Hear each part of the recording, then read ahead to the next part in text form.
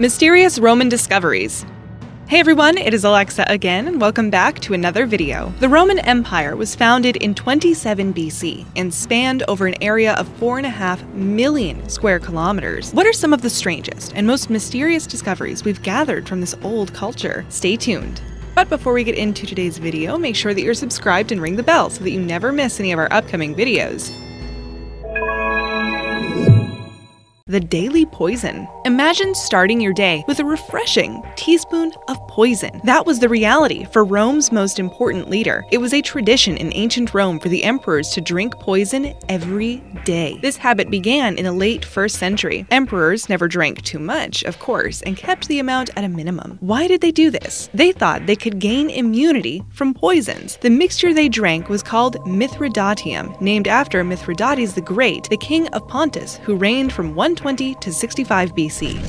Blood of gladiators. What's another strange drink Romans love to consume? Gladiator blood. After gathering for that evening's spectacle at the Colosseum, ancient Romans often drank the blood of the gladiators that lost. They thought that by doing this, they could gain that person's life force. Romans even considered the sanguine drink as a cure for epilepsy. Textual evidence from that era also describes that people would collect the blood after the fight and sell it as medicine. Excavations in Lycaon Harbor. The village of Lycao is located in Corinthia, Greece. Ancient Lycaeum was a major port in Corinth, meaning many people passed through and traded goods near the Lycaon harbor. In 2017, archaeologists made an exciting discovery in the waters of this harbor in southern Greece. The archaeologists from the University of Copenhagen and Effort of Underwater Antiquities have been working on the site for 4 years. Finally, they found a mysterious island monument underwater dating back to the 1st century AD. No one knows what the structure was for, only that it must have been destroyed by an earthquake sometime between 50 and 125 CE.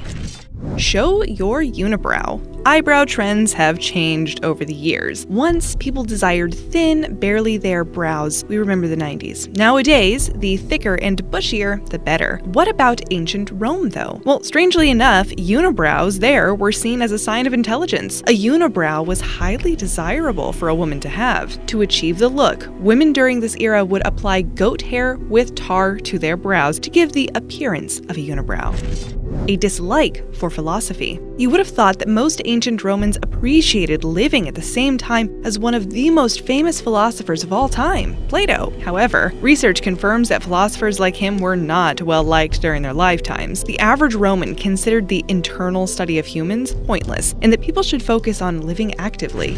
Air pollution. Air pollution seems like an issue exclusively for modern times, but it was something humans struggled with even thousands of years ago. Climatologists tested ice cores in Greenland and found that the methane levels in the air shot up around 100 BC and stayed high until 1600 AD. This timeline matches that of the rise of the Roman Empire. The pollution came from the abundance of livestock, like cows and sheep, that existed during this time. Raising so many animals was a necessity so that the empire could feed their many people.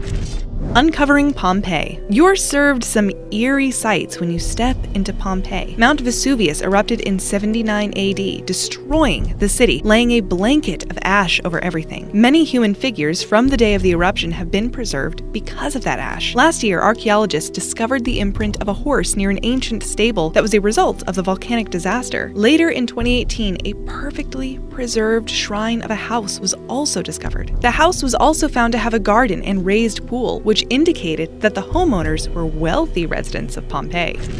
The rare Nero coin. Out of all the emperors that ruled over Rome, perhaps one of the most hated was Emperor Nero. Many of his subjects blamed Nero for the Great Fire of Rome, a disaster that engulfed the city in flames in 64 AD. Legend says Nero played a fiddle while watching Rome burn. Gold coins with this man's likeness are an incredibly rare find. In 2014, archaeologists stumbled across the unique item in Vindolanda, an old Roman fort near Hadrian's Wall. People have found many things in the same area before, but none of them were gold until now. Roman generals. We watch all the old movies, observe all the old artwork in museums, and what do we see?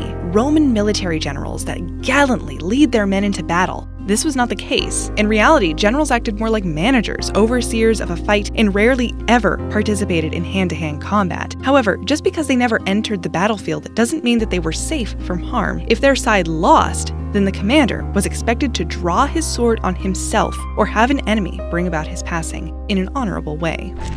The forgotten names. The Bar Kokhba revolt was led by the Jewish residents of the Roman province, Judea. The rebellion was led by Simon Bar Kokhba against the Roman Empire. The fighting lasted from 132 to 135 AD. It served as the last of the three major Jewish-Roman wars. Judea was eventually renamed and merged with the Syria-Palestina province. Many Jewish people hid in caves like these to stay out of sight from Roman soldiers. In 2016, researchers in Israel reported they found a slab of stone underwater near the coast of Israel. The writings on the stone reveal who the Roman governor to Judea was during the time of the revolt, Gargillus Antiquus. Years after the war, the name was long lost and forgotten.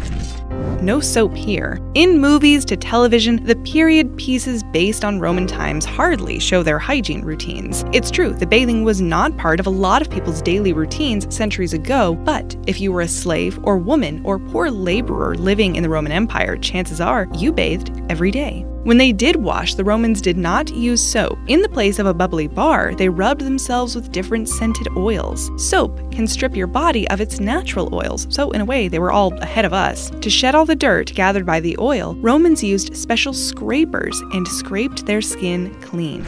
The secret scrolls. Mount Vesuvius erupting not only decimated Pompeii, but it also buried the nearby city of Herculaneum. Researchers discovered the Herculaneum scrolls in the 18th century, buried because of Mount Vesuvius' eruption. Among the discovery was a library of 2,000 manuscripts that were excavated from the Herculaneum villas. About 600 of the scrolls remain unopened. For a long time, researchers thought they would never be able to learn what was written in the text. Many of the papers are charred and therefore very fragile. To decipher what the scrolls said, modern researchers used a 3D X-ray imaging technique. It was also found that metallic ink was used to inscribe these scrolls, meaning the use of metallic ink is now earlier than previously thought.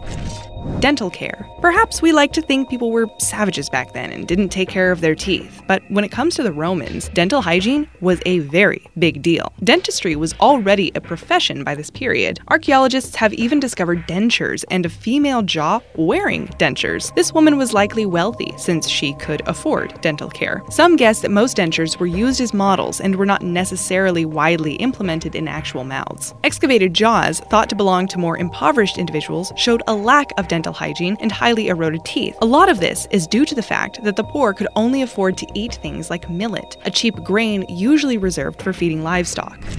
The Hand of God. Hadrian's Wall, sometimes called the Roman or Picts' Wall, was a fortification in Britannia that ran from the North Sea to the Irish Sea. Many things can be found along this old wall, which measures 73 miles long and dates back to 122 AD. Like a lot of new walls in big cities, Hadrian's Wall is riddled with graffiti from olden times. A lot of it contained inappropriate content, which goes to show that humans haven't changed much over the centuries. Last year, archaeologists announced they came across an ancient Roman Hand of God buried near Hadrian's Wall. The hand is made of solid bronze. Social time. A significant historical site is Latara, France. In 2016, it was reported that France's earliest known Roman taverns were found there. On the site, researchers stumbled upon many drinking bowls and animal bones from when the bars and inns were bustling with business. The evidence seems to date from 175 to 75 BC. Aside from the large ovens and millstones that once made flour, reclining seats and a large fireplace were also found, meaning it was super cozy. Time is relative. Say you have a time-traveling machine and you use it to go back to ancient Rome. You might feel a little differently about time because Roman hours are different from our present-day hours. What constituted as an hour varied. The Roman hour lasted 75 minutes in the summer and only 44 minutes during the winter. Romans used sundials, not clocks, so their timekeeping depended solely on the sun.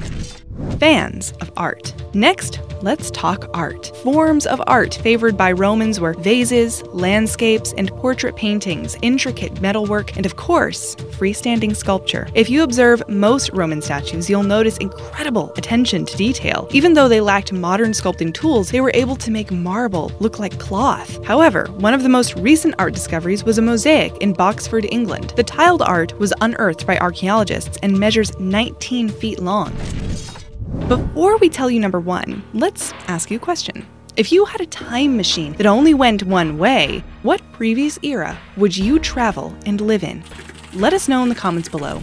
Look at the subway. Rome remains a major city in the world and currently has a population of 2.8 million people. Like any metropolitan city, they have a subway. How do you make a subway? You dig. Upon the construction of the city's newest subway line, archaeologists have been able to make remarkable discoveries. One discovery was a 2,000-year-old military barracks along with the commander's home and thousands of artifacts. Archaeologists also found remains of a building that was burned to the ground in the 3rd century.